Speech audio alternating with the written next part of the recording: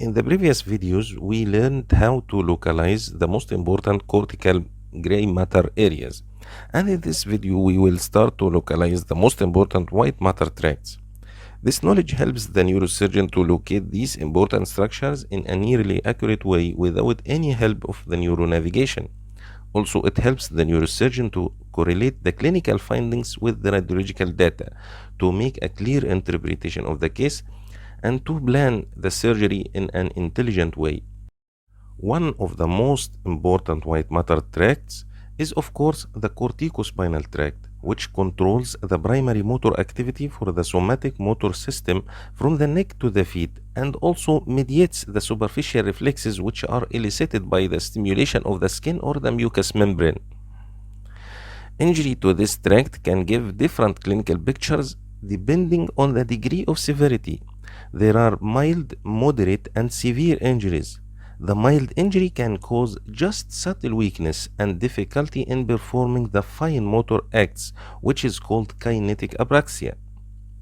The moderate injury can cause hemi or paraplegia, which are common findings. The severe injury can cause decorticate rigidity. We can suspect the injury of the corticospinal tract during clinical examination by some clinical findings, as the loss of the superficial reflexes, while the most confirmatory test is the extensor plantar response or the Babinski reflex. If we compare between the localization of the landmarks in the gray matter to the white matter, we will face a very important difference. There are no direct signs for the location of the fiber tracts within the white matter, so their position has to be determined by indirect signs and landmarks. The following method of localization is based on the studying of the preoperative diffusion tensor imaging combined with the functional MRI imaging. But keep in mind that the corticospinal tract is not exclusively originating from the precentral area in the frontal lobe, because the parietal lobe also shares in its formation to a lesser extent, and this is neglected in this method.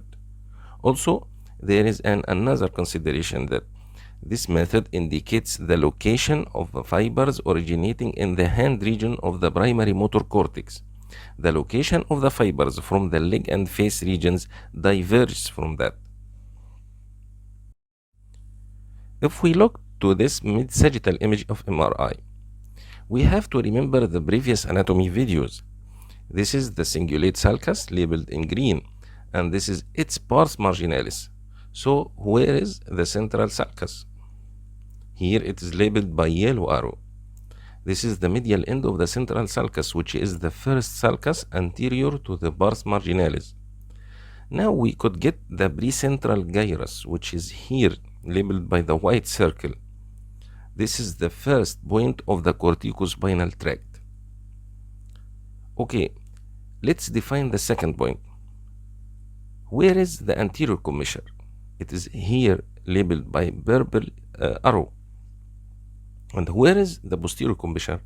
It is here labeled by the red arrow. In the midway between the two commissures, we will put this circle, and this is the second point of the corticospinal tract.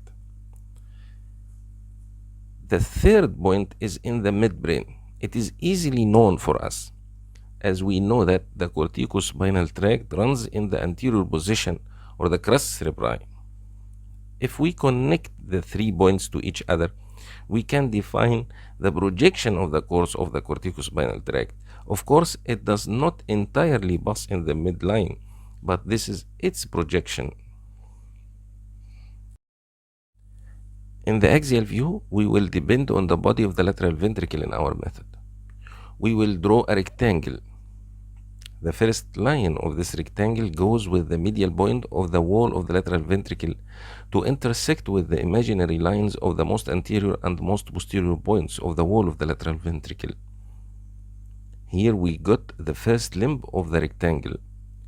We will complete the rectangle to the most lateral points of the cerebral cortex. Then we will divide the rectangle into longitudinal quarters and horizontal thirds.